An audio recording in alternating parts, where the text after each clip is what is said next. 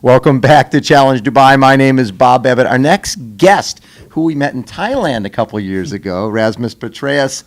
Rasmus, talk a little bit about that race. We were at really probably the most important race of your life was that Challenge Laguna Phuket a couple of years ago, where you surprised people by winning that race. Yeah, exactly. It was. I think it was a big changing point for me. It was a big game changer. I had a race where I didn't believe that I would win this race, and yes. I think the other guys it was a strong field, and it was a strong field, and it really was a game changer. I had a good race, and it's you need this. It's one race. It's a game changer. You can do it in so many races, but you got to have this race where you have the right race, the right people to race against, and the right. Media attention in the race, so it was. Bring this guy up a little closer. There you go. Yeah. Sure. So, talk a little bit about when you win a race like that. It changes things, right? What changed for you when you won that race? Well, I think definitely my own view on the triathlete that I was at that point. And you were a young guy, right? Yeah, you're 25 exactly. now, so what, you were 22, 23? Yeah, exactly, 23. So I think you're trying to reach up, and you're trying to get to the next level, and this was a step where I stepped into the bigger league, not the top league, but a step further to where I want to be in my dream. So, and especially the attention from the medias and the race, that changes and makes it a bit more fun. Then you become a pro triathlete when you hit that race. So going into that, were you thinking, okay, I'm going to try this triathlon thing for a while and see if I can make a living at it, and then potentially, if it doesn't work, I can, go back to school or get a real job. Were you on a career path that was not just triathlon before that? Well, I was just finished my education as a carpenter. No, as a carpenter. Carpenter, okay. So it was, and it was in the middle of a bad working situation in Denmark, so I had time to train, and I've always been training a lot from swimming. Sure. So I needed something to keep going, and this triathlon caught my attention, and then I never did it with the thinking of being professional and sort of waiting for the economy to turn around so you can get back to woodworking. Yeah, exactly. But I was just driven by the sport. Go out every day and train hard and go home and be tired and sleep.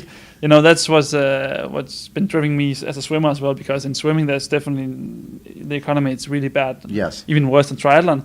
So it was just about the training, and you go in the pool like 2 times a day. Right. Now, so Olympics, were you trying to make the Olympics in swimming?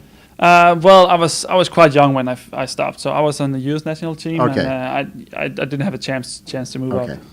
So after you win in Laguna Phuket, did more sponsorship come into your world, more expectations?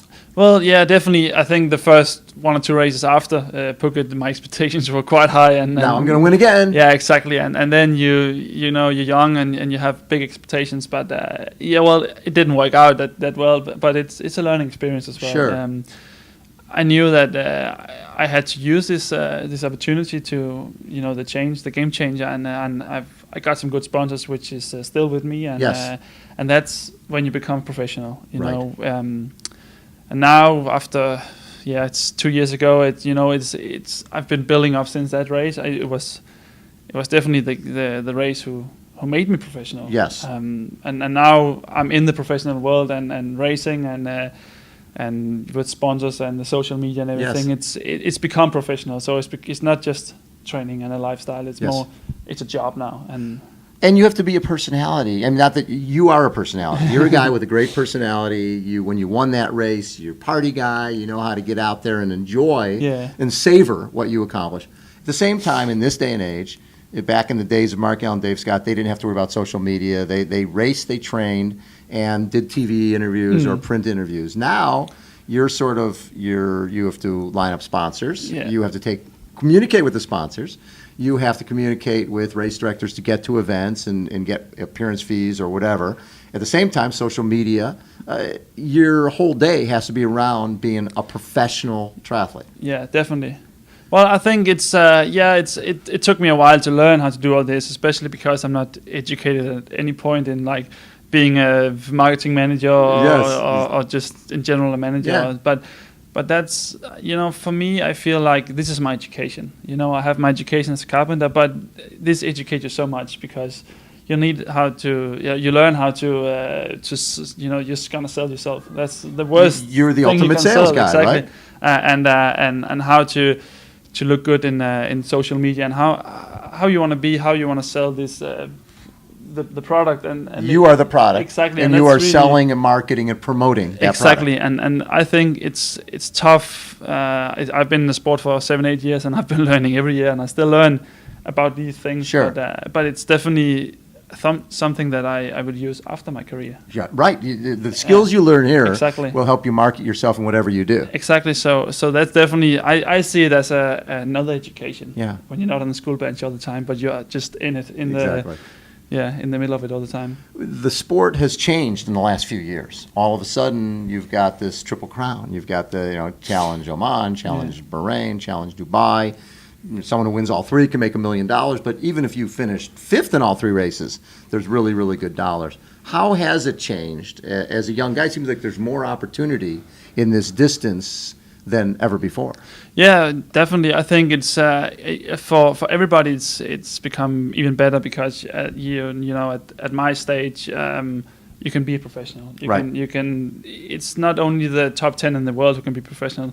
Like in the ITU, I came from ITU. Yes. I had like the short course, and that's really hard because you got to be in the top 10, top 20 to make money. Right. And that's what I struggled with. That's the reason why I changed to doing the half because.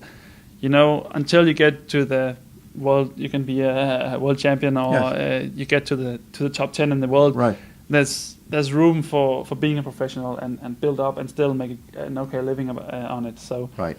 I think definitely the sport has changed and it's good for everybody because it's good for the best guys. They get sure. they get more, like in all sports they make the most most of money. But it's similar to what happened in golf when Tiger Woods came in.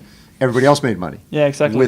With the challenge events bringing the dollars, and Ironman's doing $5 million in prize money this year. Yeah. There's more opportunity. So for someone like yourself, who in the past might have thought, I need to get to Kona to make a living in this sport because people know the Ironman, you're not planning to do an Ironman anytime soon.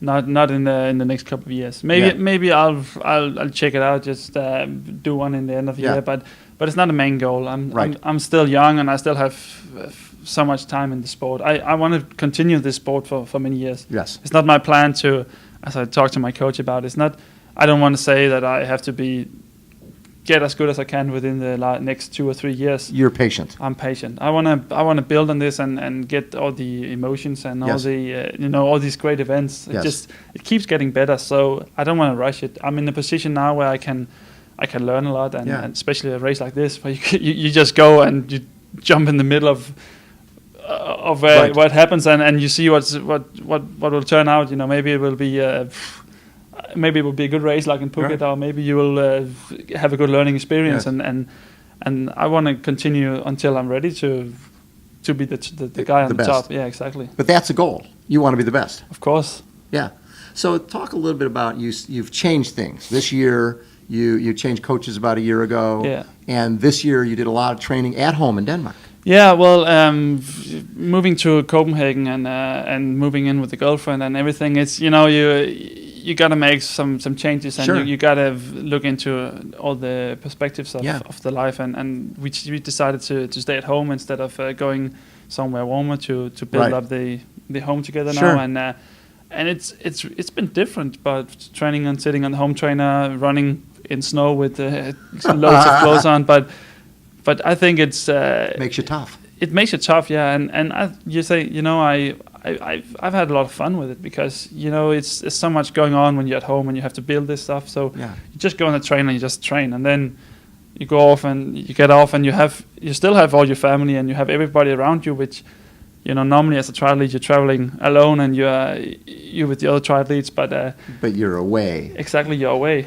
So now I had time to spend more quality time with the people who makes me happy and build this. So I think I'm getting to this race with a different approach, but still I feel strong and I feel ready to race.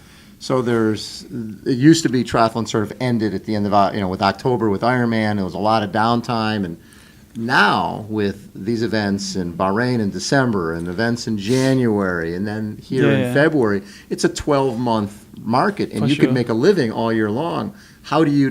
But you can't stay really, really fit. You can't really be at the top end of the stick the whole year. No. You have to be able to come down and taper and then and rebuild. Yeah. How do you decide what your focus is going to be? Yeah, well, that's a tough one. I think last year I was a bit too eager and put too many races in, almost one every month, and that's why I didn't have the top performance. I had good races and I had good. Good. I was getting better in the races, but for this year I decided to do a little bit more training and focus on some specific races, and like this one. Yeah, exactly. Now, well, I raced in Philippines, so now I have like 2 races pretty close to each other, and then I'll go home and prepare for some races later on. And you were second Philippines. Yeah, I had a good race. That had to give you some confidence because that's obviously hot. Exactly. Yeah. I was,